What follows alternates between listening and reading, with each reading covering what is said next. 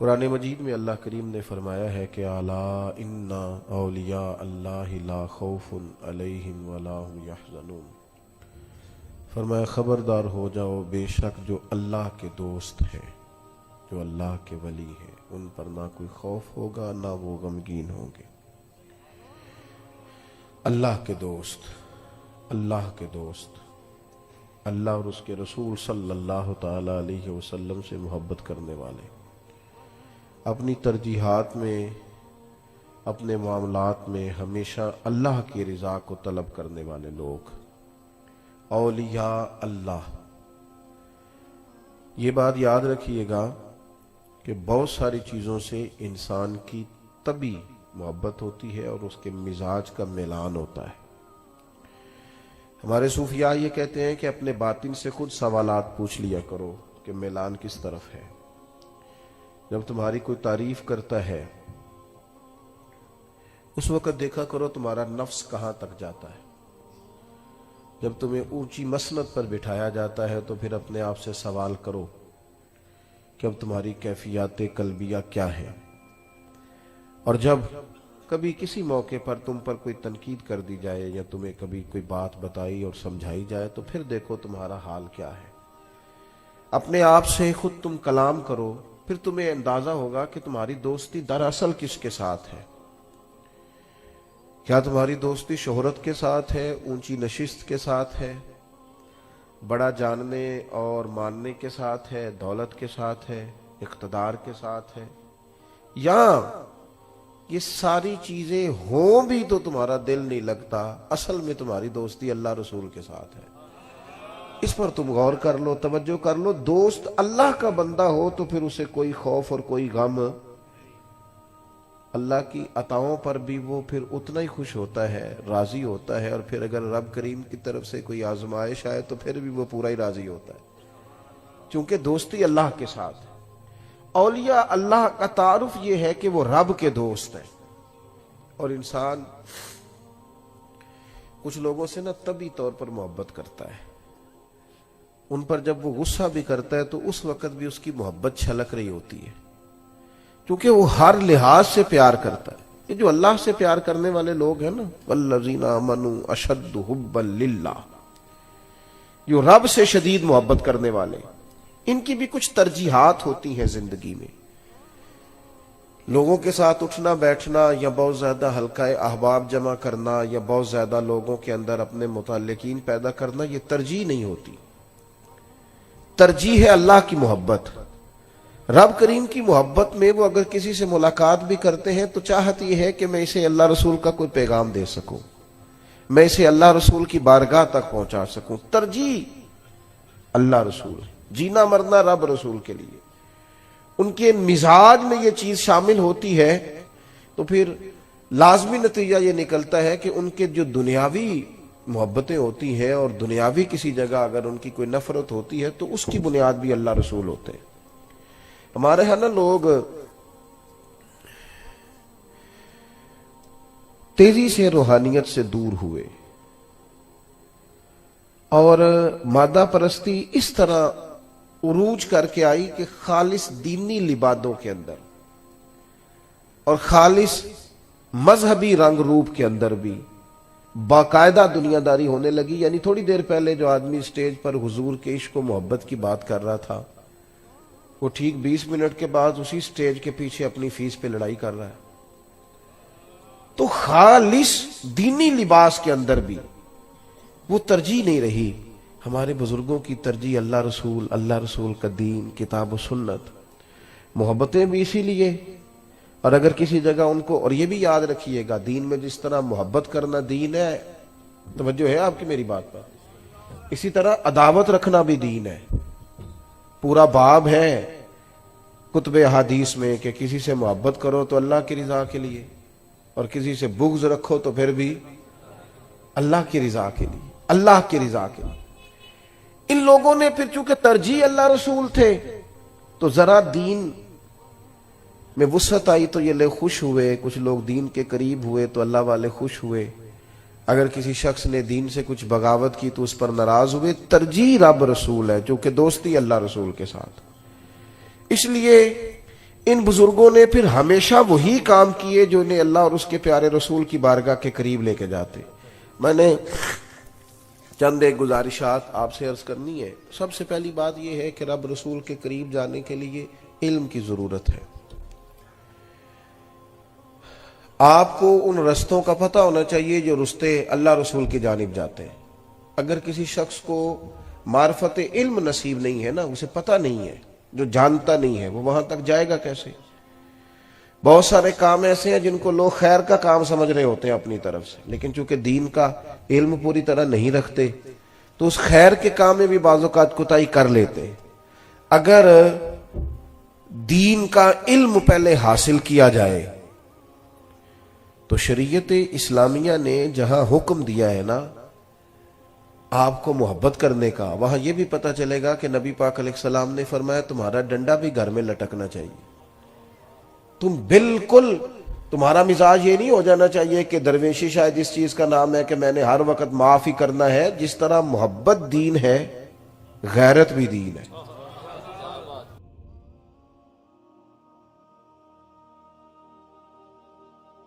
غیرت مند ہونا بھی دینداری ہے. تو ہمارے ہاں یہ ہوتا ہے کہ دین کا ایک آدھ پہلو لوگ اس کو قبول کر لیتے ہیں، اور جس آدمی کے پاس بعض اوقات لوگ اٹھتے بیٹھتے ہیں وہ ایک مخصوص مزاج کا بندہ ہوتا ہے تو اسی مزاج کے ہو جاتے ہیں. اللہ رسول سے جب آدمی محبت کرے گا تو پھر وہ پہلے علوم کی طرف، کتاب و سنت کے علم کی طرف، باقی جتنے بھی علوم ہیں نا جو کتاب و سنت سے پہلے پڑھائے جاتے ہیں وہ دراصل اسی کو سمجھنے کے لیے، اصل تو کتاب و سنت ہے. کتاب و سنت کے علوم کو پڑھا جائے اور نبی پاک علیہ الصلوۃ والسلام کی احادیث مبارکہ کو، حضور کے ارشادات کو، ان باتوں کو لیا جائے، اور لیا جائے ذرا مزے کے ساتھ. میرا ایک شکوہ ہے، میں صبح سے لے کر ابھی بھی 5ویں تقریر کر رہا ہوں. ہمارے ہاں لوگ سمجھتے ہیں کہ تقریر ہونی ہے ہر سال معراج کی، یہ ہوتی ہے. یہ میلاد شریف کی تقریر ہے، اس نے ہونا ہی ہے. یہ سیدنا صدیق اکبر پر بات ہے، یہ ہونی ہے. جمعے والے دن مولانا نے کچھ نہ کچھ کہنا ہی ہے. وہ اس کی جو خاص لذت ہے نا، آپ ذرا میری بات پر توجہ فرمائیں، اس کی جو خاص لذت ہے نا، وہ جو کیف ہے، یعنی امام بخاری حدیث لکھنے لگے ہیں اور یہ نبی پاک نے کہیں نہیں فرمایا کہ تم میری بات لکھنا یا میری بات کو آگے بیان کرنا تو پہلے غسل کرنا، پھر تم خوشبو لگانا، پھر تم احترام سے بیٹھنا، پھر اس کے بعد اس کو لکھنا. حضور نے نہیں فرمایا. لیکن جب آپ کسی چیز کو پوری طرح اس کو اہمیت دیتے ہیں نا، میں بڑا چھوٹا آدمی ہوں لیکن کئی دفعہ بڑی دور سے کچھ لوگ ملنے آتے ہیں جنہوں نے کیمرے کے پیچھے مجھے دیکھا ہوتا ہے، رکھ دیں جی، کیمرے کے پیچھے دیکھا ہوتا ہے تو وہ اس محبت سے بعضوں کا دیکھتے ہیں کہ رونے لگ جاتے ہیں، کیونکہ اس نے 6-7 گھنٹے کا سفر کیا، وہ پتہ نہیں کتنا بڑا آدمی سمجھ کے آیا. وہ جب اس کے پیچھے ایک پورا منظر ہوتا ہے تو بندہ ملاقات کرتا ہے تو کئی دفعہ قابو نہیں رکھ پاتا. میری بات کو سمجھیں. امام صاحب نے، امام بخاری نے جب بھی کوئی حدیث لکھی ہے نا، یہ جوانوں دیکھو میں کیا کہہ رہا ہوں، جب بھی، اور یہ 1-2 حدیث نہیں، یہ ہزاروں میں، جب بھی کوئی حدیث لکھی ہے پہلے انہوں نے اٹھ کے غسل کیا ہے، پھر انہوں نے خوشبو لگائی ہے، پھر انہوں نے بیٹھ کے رسول اللہ کی اس حدیث کو لکھا ہے. کوئی نہیں، آپ نہیں سمجھ رہے میں کیا کہہ رہا ہوں، اللہ کرے آپ میری بات کو سمجھیں. یعنی میں نے کہا چلو شادی پہ چلیں تو اس نے کہا میرے کپڑے ہی نہیں بھی آتے جانے والے، اور چلنا یار یہ قریب ہی تو جانا ہے. اس نے کہا نہیں میں نہیں ایسے جاتا، میں تو پہلے غسل کروں گا، دھلا ہوا لباس پہنوں گا، بلکہ بتی گئی ہے، کپڑے صاف ہیں، صرف لائٹ آف ہے. وہ کہتا جب تک استری نہیں نہ ہوتے میں نہیں جاتا. چونکہ وہ جی کیوں جی، کہتا بندہ اچھا نہیں لگتا، بندہ اچھا تو چلو جی اگر کپڑے بدل کے استری کر کے چلے جائیں تو پھر سارے ولی مان لیتے ہیں، پھر اچھا ہو جاتا ہے بندہ. آپ میری بات کو سمجھیں. ایک اہمیت ہے کہ نکاح ہے، شادی ہے، عید ہے، جمعہ ہے، اس میں یوں نہیں جایا جائے گا. اور ایک خیال یہ ہے کہ میں نے مدینے والے کی بارگاہ میں پیش ہونا ہے. اس ذوق سے ہمارے بزرگوں نے حضور کی بات کو لیا کہ انہوں نے پہلے غسل کیا. امام مالک سے کوئی مسئلہ پوچھنے آتا، پوچھتے اس سے پوچھو فقہ کی بات پوچھنی ہے، حضور ہاں تو بتا دی. حضور اس نے حدیث پاک پوچھنی ہے. تو چھوٹی سی محفل کے لیے ممبر نہیں لگایا جاتا. دو بندے سامنے بیٹھے ہوں تو مولوی صاحب سے کہیں بھی نہ کوئی بات سناؤ تو وہ سادی سی کر کے گزر جاتے ہیں. امام صاحب کہتے حدیث یعنی میرے نبی کی باتیں, یعنی رسول پاک کی گفتگو, نہ میرے دل آمنہ کے لال کی باتیں کرے. حضور کی بات کرنی ہے, نبی پاک کی حدیث پاک. امام صاحب ممبر بچھواتے, امامہ باندھتے, خوشبو لگاتے, وہ آدمی سامنے بیٹھتا, پھر امام مالک رسول پاک کی حدیث بیان کرتے.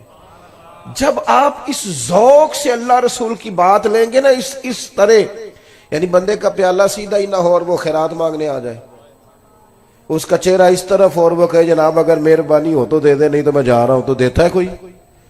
اس کی نا وہ کیفیت دیکھ کر, اس کا ذوق دیکھ کر, اس کا درد دیکھ کر, اس کا ذوق دیکھ, حضور کی حدیث سے, قرآن کی آیت سے جب تک یہ والا ذوق نہیں ہوتا.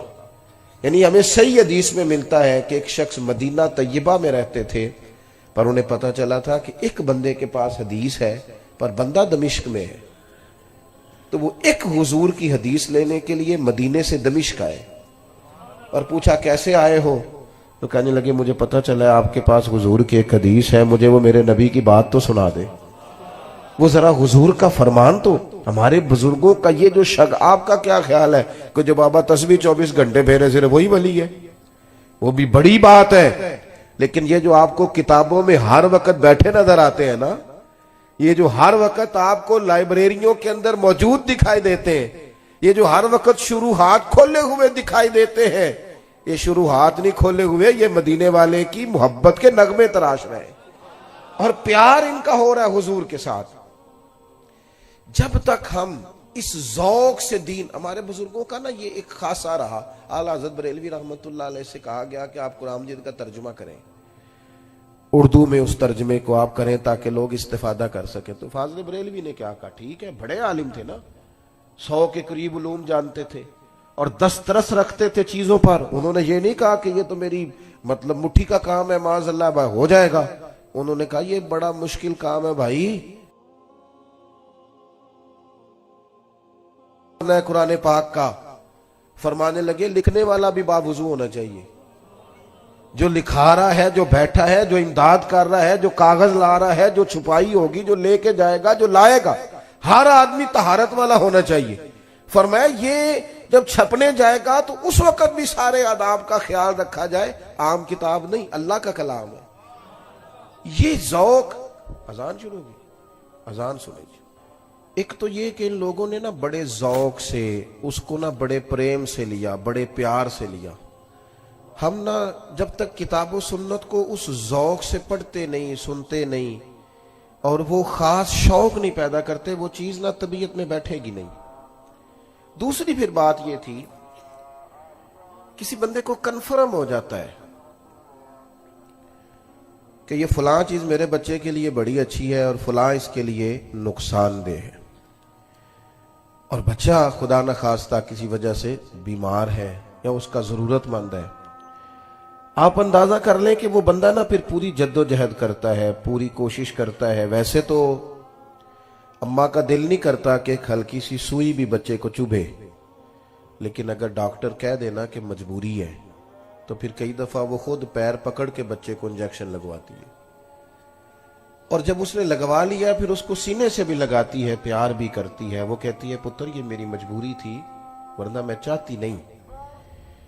جب کسی چیز کو وہ اپنے بچے کے لیے بڑا بہتر جانتے ہیں نا, آپ نے دیکھا نہیں ساری زندگی باپ پردیس میں گزارا ہے, ساری زندگی تکلیف میں گزاری ہے, کس لیے کہ میرے بچے پڑھ جائیں, قابل ہو جائیں, آگے چلے جائیں. ہمارے بزرگوں کو چونکہ محبت اللہ رسول سے تھی تو جس شوق سے وہ دین کا علم پڑھتے تھے نا, پھر اس سے کہیں زیادہ ذوق کے ساتھ وہ دین کو پھیلایا بھی کرتے تھے. کسی بندے کے ساتھ بھی وہ اس طرح کا سلوک کرتے تھے کہ یہ بالکل بچہ ہے کیونکہ دین نہیں پڑھا ہوا, تو وہ اس کو جب سمجھاتے تھے, قائل کرتے تھے, تو ایک پیچھے درد ہوتا تھا, ایک پیچھے ذوق ہوتا تھا. آپ کی توجہ ہے میری بات پر؟ ہمارے ہاں باللہ ماشاءاللہ میری طرح کے لوگ چونکہ تقریریں کرتے ہیں تو روایتی پن, موضوع چل رہا ہے ایک، آج کل وہی موضوع بیان ہوتا ہے اگلے دن، اور قوم بھی یہی چاہتی ہوتی ہے کہ میں نے جانا ہے تو فلاں عنوان پر تقریر ہوگی، اور پھر وہ 3 4 6 8 نقطے ہوں گے، اور اگر مولوی صاحب جوشیلے ہوں پھر تو کیا ہی بات ہے۔ اور جس طرح ہمارے ہاں اب علماء سے زیادہ جوشیلے نقیب مجلس ہوتے ہیں، تو اللہ کرے کہ وہ ایک جگہ ٹھہر کے نقابت کریں، ورنہ میری طرح کا بندہ تو ڈر رہا ہوتا ہے، وہ تھوڑا ادھر چلے جاتے ہیں، پھر تھوڑا ادھر چلے جاتے ہیں، پھر ایک اور بڑی خوفناک بات کرتے ہیں، کہتے تگڑے ہو جو میں جملہ دینے لگا، تو کئی دفعہ ڈر لگتا ہے کہ جملہ دینے لگا ہے کہ بم چلانے لگا ہے کوئی، تو کہہ جو تو نے کہنا ہے۔ آیات پڑھی علماء نے، احادیث پڑھی، کوئی اتنی زیادہ تو نہیں پریشانی کا انہوں نے اظہار کیا جتنی آپ پریشانی کا اظہار کر رہے ہیں۔ اور پھر بعض اوقات تو اتنی خوفناک صورتحال ہو جاتی ہے کہ میری طرح کا بندہ وہ بھی ڈر رہا ہوتا ہے کہ جب میں ہاتھ نہ کھڑے کیتے تھے پتہ نہیں انہیں تھے کی فتویٰ آئے گا، کیونکہ یہ تو کہہ رہے ہیں بھی تو تے عاشق ہی نہیں تو ہاتھ ہی نہیں چکیا، کیا مطلب کس طرف چلے گئے؟ وہ کدھر گئی حدیث جس میں صحابہ فرماتے ہیں سروں پہ پرندے بیٹھے ہوتے تھے، ہلیں گے تو وہ اڑ جائیں گے، تو تے ہاتھ چکیے تو پرندہ رہندا ہے کہ گیا۔ چلیں جو اٹھائے اچھی بات ہے، اس سے انکار نہیں، ضرور اٹھائے، خیر کی بات، لیکن جو نہیں اٹھا رہا اس پر جبر کس بات کا، اس پر فتویٰ کس بات کا، آزمائش کس بات کی؟ اس لیے نقیب محفل سے بالخصوص میں عرض کرنا چاہوں گا کہ کچھ چیزیں ایسی ہیں جن کا اعتدال میں ہونا بڑا ضروری ہے، بڑا ضروری ہے، ان کو اعتدال میں رکھا جائے۔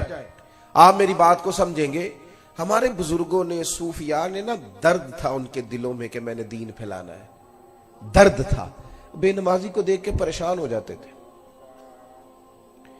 جو بندہ مسجد نہیں آتا تھا اس کو دیکھ کر ان کا دل دکھتا تھا، کسی کو قرآن پاک نہیں آتا تو پریشان تھے۔ حضرت باجزید بستامی رحمت اللہ علیہ دیکھتے کسی نوجوان کو کہ وہ دین سے دور ہے یا کسی گناہ میں ہے یا معاذ اللہ مسلمان نہیں ہے تو رو پڑتے، کہتے مالک تو نے کتنا خوبصورت بنایا ہے، اس سے وہ والے کام کرا جو اسے جنت میں لے جائے، ایسا نہ ہو کہ یہ جہنم کا ایندھن بن جائے۔ وہ درد تھا، اس درد سے انہوں نے دین پھیلایا، اس درد سے انہوں نے، کوئی نہیں چپتی تھی کتابیں اتنی تیزی سے اعلیٰ حضرت کے زمانے میں، لیکن وہ درد تھا جو انہیں بیٹھنے نہیں دیتا تھا، صبح لکھتے، شام لکھتے، مشقت کرتے، ایک آدمی سینکڑوں آدمیوں کا کام تنے تنہا کرتا، ڈیوٹیاں کی ان لوگوں نے۔ آپ کبھی آج ان کی کتابیں لوگوں سے پوری پڑھی نہیں جا رہی، بتاؤ کس طرح لکھی؟ اور وہ کتاب اس طرح نہیں ہے کہ 2 4 چیزیں ادھر سے لی، 2 4 ادھر سے لی تو 5 کتابیں سامنے رکھی تو چھٹی بھی بن گئی ان میں سے، اس طرح نہیں ہے۔ وہ تو کام اس طرح ہے کہ ایک ایک جملے پر کئی کئی کتب کے حوالہ جات ہیں، وہ اندر نہ، وہ کسی درویش نے کہا تھا پانی لوڑ نہیں ہڑا نو راہ برا دی، جب ہڑ آتا ہے نا، ہڑ جذبے کا، تو پھر وہ اپنا رستہ بنا لیتا ہے۔ میرے عزیز آپ یاد رکھیں گے ہمارے بزرگوں کی طبیعتوں میں صبح اٹھنا، سارا دن ڈیوٹی کرنا، سارا دن خدمت کرنا، جد و جہد کرنا، اور دل میں درد کا ہونا، ذوق ہونا کہ لوگ دین والے ہو رہے۔ او ماشاءاللہ ماشاءاللہ، جانشین حضرت شیخ الحدیث صاحبزادہ حامد رضا صاحب بھی تشریف لے آئے، تو میں یہ عرض کر رہا تھا کہ ذوق جب آپ کا شوق ہو جاتا ہے نا، میں نے دین پھیلانا ہے، تبلیغ کرنی ہے، پھر بندہ نکلتا ہے، پھر اس میں وہ حضور غوث پاک رضی اللہ تعالیٰ عنہ جب مجلس واعظ منعقد کرتے تھے نا، ممبر پہ بیٹھتے تو آنے سے پہلے دعا مانگتے تھے، کہتے تھے اللہ میں بات کروں گا تو اس میں تاثیر پیدا کر دینا، اور پھر جب گفتگو مکمل کر کے لوٹتے تھے تو عرض کرتے تھے مالک اگر کو میں نے خیر کا جملہ کہا ہے تو پھر ان کے دلوں کو بدل دینا۔ وہ ایک یعنی مجمع سے دان لینا مقصود نہیں، دعوت دین دینی ہے، پیغام حق سنانا ہے، دل میں ایک درد ہے کہ بے دینوں کو دیندار کیا جائے، جو مسجد سے دور ہیں انہیں مسجد کے قریب کیا جائے۔ ان کو حضرت جنید بغدادی فرماتے ہیں کہ میں حضرت سری سکتی رحمت اللہ علیہ کے ساتھ جا رہا تھا، ایک جگہ کچھ مجمع تھا، لوگ جمع تھے، حضرت نے فرمایا بڑھ کے دیکھو کیا ہے؟ کہتے میں نے دیکھا ایک شخص نے نا معاذ اللہ ثم معاذ اللہ شراب پی ہے اور وہ نشے میں دھت ہے ایک بڑے اچھے وزادار گھر کا نوجوان، اور وہ گرا ہوا ہے اور وہ اول فول باتیں کر رہا ہے اور لوگ وہاں کچھ تمسخر اڑا رہے ہیں۔ اور کچھ اس کو ویسے دیکھ رہے ہیں تو مجمع لگ گیا. کہتے ہیں حضرت سری سختی رحمت اللہ علیہ کو میں نے آ کے عرض کی حضور چلیں, ایک آدمی نے شراب پی ہے اور اس کی حالت غیر ہے تو لوگ اس کو دیکھ رہے ہیں. تو فرمانے لگے جنید کیا بات کرتے ہو, اس حال میں چھوڑ کے چلے جائیں اور بندہ مومن کو. کہتے ہیں حضرت اپنی چھڑی پہ سہارا لیتے ہوئے ایک سائیڈ سے میرا بازو تھامتے ہوئے اس شخص کے قریب آئے, اور چونکہ لوگ بزرگوں کا حیا کرتے تھے, جتنے لوگ کھڑے تھے چلو اپنا اپنا کام کرو. لوگ سبھی رخصت ہو گئے. شیخ مجھے کہنے لگے ایک پیالے میں پانی تو لاؤ. کہتے میں پانی لایا تو حضرت نے اپنے بوڑھے ہاتھوں سے اس کا منہ دھویا, پھر اس کے سر پہ تھپکی دی اور کہا بیٹا گھر جاؤ. اور جب اٹھے تو میں نے اٹھتے اٹھتے ان کی داڑھی پر ان کے آنسوؤں کو گرتے دیکھا. رو کے کہنے لگے مالک میں کمزور بندہ ہوں, بے بس ہوں, میں منہ دھو سکتا ہوں, دل تو نہیں نہ دھو سکتا. میری جو حیثیت تھی اس کے مطابق میں نے ڈیوٹی کر دی, میں منہ ہی دھو سکتا تھا, وہ میں نے دھو ڈالا. دل تیرے دست قدرت میں ہے, مہربانی فرما دے. حضرت جنید فرماتے ہیں اگلی صبح جب تہجد کی نماز کے لیے ہم پہنچے تو وہ جو کل عصر کا شرابی تھا آج تہجد کی نماز کے لیے بیٹھا تھا. تو کہتے ہیں پھر بھی کوئی بات نہیں جتلائی. جب ایک کونے میں بیٹھ گئے تو جوان اٹھ کے آیا اور حضرت کے گھٹنے پہ ہاتھ رکھ کے رویا. کہنے لگا بابا تیری دعا میں بڑا اثر ہے, کل تو نے منہ دھویا تھا تو کریم رب نے دل بھی دھو ڈالا ہے, کرم ہو گیا ہے. ہمارے بزرگوں کی جو تبلیغ تھی ان کا درد تھا, انہیں سونے نہیں دیتا تھا. وہ درد وہ لے کے نکلے نا. سب جانتے تھے مدینہ طیبہ میں تدفین اور جنت البقیع کی سعادت کتنی بڑی بات ہے, لیکن نکلے نا صحابہ. وہ کبھی کسی شہر میں کبھی کسی شہر میں, تیری تلاش میں پھرا میں جنگل پہاڑ اور دشت میں. کس ذوق سے انہوں نے, داتا صاحب بھی سیدزادے ہیں, شہزادے ہیں, اولاد رسول ہیں, ان کا گھر میں بھی ان کے لیے بڑا اعزاز تھا, پر راوی کنارے آ کے پتے کھانے کی کیا ضرورت تھی, ہندوؤں سے روڑے اور پتھر کھانے کی کیا ضرورت تھی. پر تیری تلاش میں پھرا میں جنگل پہاڑ اور دشت میں. اب عرس منایا جا رہا ہے خواجہ اجمیر کا, اور منوں کے حساب سے لنگر پکتا ہے, ورنہ تاریخ تو یہ ہے کہ خواجہ صاحب یہاں خیمہ لگاتے تھے تو کہا جاتا تھا وہ کھیڑو, تو وہ آگے جا کے لگا لیتے تھے. ان سے کہا جاتا تھا اٹھاؤ تو وہ ادھر جا کے لگا لیتے تھے. ان سے کہا جاتا تھا یہاں سے اٹھاؤ, وہ بیٹھے رہے. انہوں نے ڈیوٹی کی, کام کیا. ان ساری تیز آندھیوں کے بیچ انہوں نے اذان پڑھی, اور اتنی پڑھی کہ اس اذان پر نمازیوں میں خواجہ قطب الدین بختیار کاکی بھی آئے, انہی نمازیوں میں بابا فرید بھی آئے, انہی نمازیوں میں ناگپور کے درویش بھی آئے, اور پھر انہی نمازیوں میں سلطان شہاب الدین غوری بھی آئے, اور اسلام کے جھنڈے کو بلندی ہوئی. ہمارا نا اپنے وہ, ہم تو لوگوں کو دعوت اس طرح دیتے ہیں, تبلیغ اس طرح کرتے ہیں کہ وہ بالکل آئے ہی نہ. میں رمضان شریف سے ایک جمعہ پہلے ممبر کی طرف بڑھ رہا تھا تو ایک جوان نے نا میری ویسٹ کوٹ کی جیب میں رکا ڈالا. تو میں نے, سوال ہوگا یقیناً گفتگو شروع کرنے سے پہلے, وہ میں نے رکا کھولا تو کہنے لگے پیر صاحب اے سی نہ کچھیاں نمازیاں بھی مسیتے ہونا ہے, پکے نو آخیا جی ذرا سانو گھورن نہ زیادہ, یہ بڑا گھورتے ہیں, اور اندر آتے ہی یہ کہنا شروع کر دیتے ہیں فصلی بٹیرے بھی آ گئے, چونکہ اتنے میری جگہ اتنے میں روز بہنا, تو ایک مہینے لی آیا ہے. نہ ایسا کریں, اللہ کے حضور دعا کیوں نہ کریں کہ جو آیا ہے رب اس پہ فضل فرمائے, اور وہ آ جائے. تھوڑی گنجائش کیوں نہ دے, تھوڑا پیار کیوں نہ کرے. یہ جوان کوئی غیر نہیں ہے, اپنے ہیں. نہیں ہے ان کے چہرے پہ داڑھی اور نہیں ہے ان کے سر پہ پگڑی, لیکن میں نے کلین شیو بچوں کو بھی حضور کی نعت پہ روتے دیکھا ہے. میں نے انہیں بھی اسی درد کے ساتھ, اسی ذوق کے ساتھ محبوب کی یاد میں تڑپتے دیکھا ہے. اس پر کو کسی کا قبضہ ہے کہ میں پگڑی داڑھی والا ہوں تو میرا قبضہ ہو گیا؟ ہمارے صوفیاء کا, اللہ والوں کا خاص اسلوب دعوت رہا. وہ زازان نام کا گویہ تھا نا, تو بڑی سریلی آواز تھی اور بڑی دور دور سے لوگ آتے تھے. تو حضرت عبداللہ ابن مسعود گزرے, آپ کے کانوں میں آواز گئی تو کھڑے ہو کے پتہ کیا, تنقید نہیں کی, ہمارے ہاں تو ہو نقد ہے تنقید اسی وقت، دیکھو جناب کیا تماشے لگے ہوئے، اس قوم نو یا ہی نہیں، یہ نہیں ٹھیک ہو سکتے، ان کا کچھ نہیں ہو سکتا۔ حضرت بھی گزرے، محفل ٹھیک نہیں تھی اور اس کی آواز کانوں میں آئی تو اس پہ تنقید بھی ہو سکتی تھی، لیکن حضرت عبداللہ ابن مسعود کون؟ محبوب نے فرمایا اس سے قرآن سیکھا کرو، یہ عبداللہ اسی طرح پڑھتے ہیں جس طرح میرے اوپر نازل ہوا تھا۔ اور درخت پہ چڑھے ہوئے تھے حضرت عبداللہ ابن مسعود مسواک لینے کے لیے، تو پنڈلیاں کچھ پتلی پتلی تھی، تو بعض لوگ دیکھ کے مسکرائے کہ دیکھو کیسی چھوٹی چھوٹی ٹانگیں، تو محبوب نے فرمایا میرے عبداللہ کی پنڈلیوں پر تم ہنستے ہو، یہ تمہیں قیامت میں پتہ چلے گا ان کی قدر کیا ہے، ان کا اعزاز کیا، اتنا بڑا آدمی۔ حضرت عبداللہ ابن مسعود قریب سے گزرے تو کانوں میں آواز گئی اس شخص کی، ذرا رک گئے اور ایک ٹھنڈی آہ بھری، فرمانے لگے کتنی سونی آواز ہے، کاش یہ قرآن پاک پڑھتا، میں اس سے زیادہ نہیں۔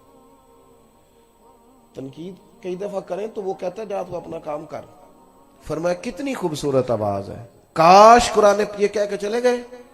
وہ فارغ ہو کے نکلا تو وہاں جو لوگ موجود تھے نا، انہوں نے اس سے کہا او اللہ کے بندے آج پتہ کیا ہوا ہے؟ اس نے کہا کیا ہوا؟ کہنے لگے حضرت عبداللہ ابن مسعود کو جانتے ہو صحابی رسول صلی اللہ تعالی علیہ وسلم؟ کہا ہاں۔ کہنے لگے آج گزرے تھے، کیا ہوا؟ تیری آواز ان کے کانوں میں گئی، ان کے لہجے پہ عجیب سا اثر دیکھا، اور ٹھنڈی آہ بھر کے انہوں نے کہا کاش وہ قرآن پاک پڑھتا، تو اس آواز میں کتنا اور حسن اللہ پیدا کرتا۔ وہ بندہ چند منٹ وہاں کھڑا رہا، کسی نے تقریر نہیں سنائی، کچھ بھی نہیں کیا، وہیں کھڑے رہے۔ کہنے لگے تمہیں گھر کا پتہ ہے ان کے؟ گھر کا پتہ ہے؟ کہ جناب پتہ ہے، کہاں ہے؟ فلاں علاقے میں، فلاں گلی میں، فلاں محلے میں۔ دوڑے گئے، دروازے پہ دستک دی، حضرت تشریف لائے۔ میاں کیسے آئے ہو؟ کہا حضور میں آ گیا ہوں، آپ نے کہا تھا نا کتنی سونی آواز ہے، کاش قرآن پڑھے، تو میں آ گیا ہوں، پڑھا دے مجھے قرآن پاک۔ اب قرآن پاک ہی پڑھا جائے گا۔ تیسری بات، اور اس پر میں نے اپنی بات کو ختم کرنا ہے، ایک تو سیکھیں تو ذوق سے، ایک اسے پھیلائیں تو ذوق سے، اور یہ کہ دین کے کام کو نا، اور دین کی دعوت کو، اس کو مناسب منصوبہ بندی کے ساتھ آگے بڑھائیں، صرف اس کو تبرک نہ بنائیں، خالی تبرک نہ، ہر چیز کو لوگ منصوبہ بندی سے، کوشش اور کاوش سے آگے لے کے چلتے ہیں، لیکن دینی کام ایسا ہو جی اللہ کی سپرد کرو جی ہو جائے گا، بھئی ایسے تھوڑی ہوتا ہے۔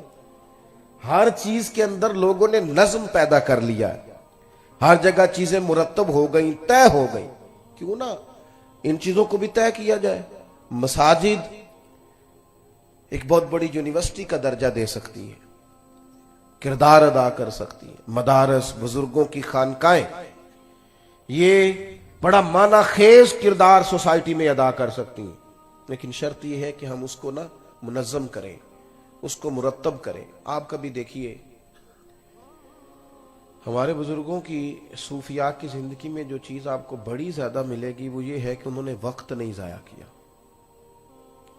ٹائم نہیں ضائع کرتے تھے۔ یہ جو آج کل ترتیب ہوتی ہے نا جلسوں کی، محافل کی، پہلے مقامی نعت خواں، اس کے بعد قومی نعت خواں، پھر ہو سکے تو کوئی ایسا بھی آ جائے جس کو کہتے ہیں یہ چونکہ اب عالمی شہرت یافتہ ہے لہذا خصوصی خطاب کی باری آئے گی 1 بجے، اور نقیب محفل بیچارے کو چونکہ رٹے رٹائے جملے بولنے ہوتے ہیں، اس کی ڈیوٹی ہوتی ہے، تو وہ پھر 1:30 بجے رات کو کہہ رہا ہوتا ہے بلا تاخیر میں خطاب کی دعوت دیتا ہوں۔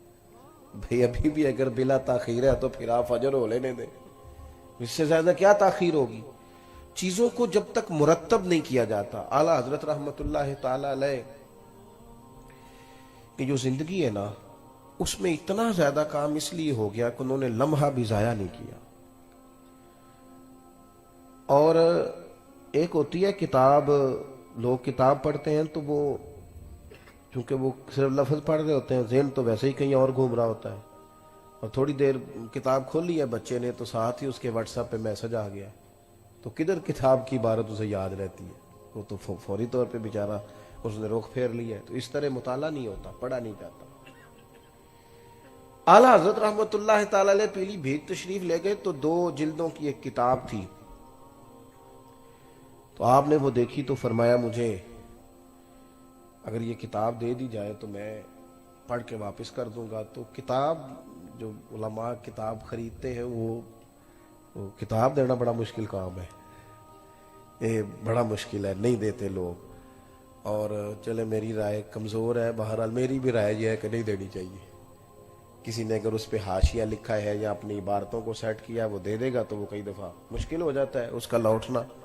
तो वो जो जिनके पास किताब थी ना वो कहने लगे हुजूर आप फिर भेज देंगे ना? तो हजरत फरमाने लगे तुम फिक्र ना करो, मुझे पता है किताब के मामले में, तुम्हें किताब मिल जाएगी। उन्होंने कहा जी मेरे लिए एजाज़ है अगर आप मेरी किताब से मुताला करें। वो इत्तेफाक की बात यह कि शाम को ट्रेन से जाना था, वो ट्रेन एक दिन लेट हो गई, एक रात और एक अगला दिन और क़याम करना पड़ा। 2 जिल्दों की किताब है, चले 200 सफ़ा भी हो एक जिल्द में। अगले दिन जाती दफ़ा आला हज़रत ने फरमाया मौलाना ये अपनी किताबें रख लें। कहने लगे हुजूर वो कल मैंने ज़रा तरद्दुद किया था, लगता है आप नाराज़ हो गए, आप ले जाएं, मैं मेहरबानी करें, कोई ऐसी बात नहीं।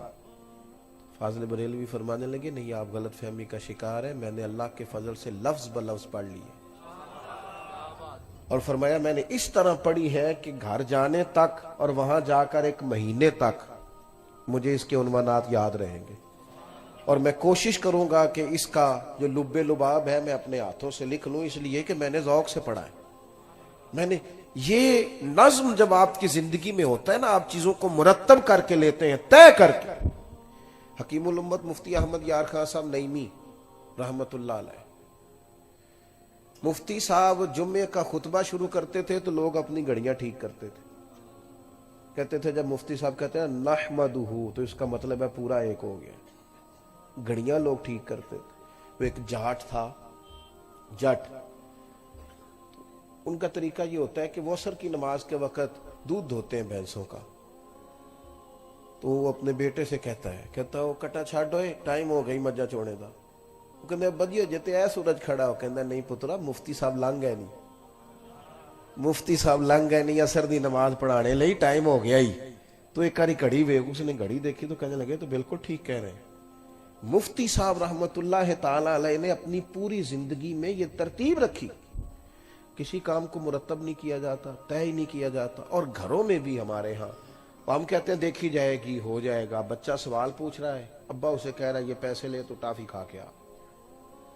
वक्त ही नहीं दिया, उसको समझाया ही नहीं, उसके ज़हन में उभरती हुई बातें जो थी वो उसी तरह उभर गई, वो गलत रास्ता इख्तियार कर गई। वो कुछ मुतालबात कर रहा था, उसकी कुछ चाहते थी, लेकिन हम चीजों को मुरत्तब ही नहीं कर रहे। हमने उसे कहा कि चलो ठीक है बाहर से कुछ खाना है, ये लो पैसे जाओ मेरा बेटा तुम भागो खाओ। चीजों को वक्त दें, उसके लिए जरूरी है कि बेमकसद और लायानी मसरूफियात को छोड़ दें। कुछ वीडियोस कम कर लें जिनमें हंसी ज्यादा आती है, वो देखनी जरा कम कर लें। कुछ जो सिर्फ तफरीह के लिए काम है खुदारा उन्हें छोड़ दें। कुछ काम जिन्होंने हमसे हमारे करीबी रिश्ते छीन लिए हैं उनको थोड़ा छोड़ दें। अगर हमारे बुजुर्ग भी यही काम करते तो इतने बड़े बड़े काम, और फिर निरा लिखना नहीं पढ़ाना भी, और निरा पढ़ाना नहीं, लोगों की जरूरियात का भी ख्याल रखना, आने जाने वालों से मुलाकात भी करना, उनका दुख भी सुनना, अश्कशोई भी करना, लोगों को तबलीग भी करना। ये कब होता है? जब आप चीजों को मुरत्तब करके चलते हैं। तो ये 3 बातें मैंने आपकी खिदमत में अर्ज की हैं। एक तो दीन का इल्म सीखें तो जरा ज़ौक़ हो, जरा तवाना हो तबीयत, शुस्ता हो मिजाज। और दूसरा ये कि जब उसकी तबलीग करें तो वो सिर्फ जुमलों का हेर फेर ना हो, उसके पीछे दर्द भी हो। लफ्ज तासीर से बनते हैं, तलफ्फुज से नहीं। अहले दिल आज भी है अहले जुबान से आगे, उसके पीछे दर्द हो। और तीसरी बात ये कि चीजों को मुरत्तब करें, उनको तय करें। जब तक हम अपने मामलात को तय नहीं करते, मुरत्तब नहीं करते, उतनी देर तक बहुत ज्यादा मुशक्कत के बावजूद भी काम, मेहनत ना, बात खत्म करने लगा था, मेहनत बामकसद होनी चाहिए, बेमकसद नहीं होनी चाहिए। उतना काम करें कि वो काम पूरी तरह मुरत्तब हो, उसमें पूरी तरतीब हो, उसमें चीजें। मैं दोस्तों से अक्सर कहा करता हूं, अगर हम जुमे वाले दिन वक्त पे जाना शुरू कर देंगे तो इंशाल्लाह खतीब साहब भी तैयारी शुरू कर देंगे। उन्हें अंदाजा होगा कि ये बंदा पिछली जुमे भी यहाँ पहली साफ में बैठा था और पूरी बात सुनी है, तो अब मैंने पिछले जुमे वाली नहीं करनी, مجھے کچھ کتاب کو دیکھنا ہے، کچھ چیزوں کو لینا ہے. کئی دفعہ طلباء کے اٹھتے ہوئے سوالات بھی اساتذہ کو زیادہ مطالعے پہ مجبور کر دیتے ہیں. ان کے سوالات کے جوابات کے لیے بھی کئی دفعہ انسان زیادہ کتابیں کھولتا ہے. دعا یہ ہے کہ اللہ تعالی حضرت پیر سید فتح علی شاہ صاحب رحمت اللہ تعالی علیہ کے مزار پر انوار پر اپنی رحمتوں کا نزول فرمائے، آپ کے فیضان کو جاری و ساری فرمائے. ہم ایک سید زادے کے عرس میں آئے ہیں، اعلیٰ حضرت بریلوی کی نسبت رکھنے والے ایک عظیم بزرگ کی عرس میں آئے ہیں، اور یہ دعا لے کے آئے ہیں کہ اللہ تبارک و تعالی ہم سب سے بھی کوئی خیر کا کام لے لے، اور ان بزرگوں کے رستوں کا اللہ ہمیں مسافر بنا دے. آخر دعوانا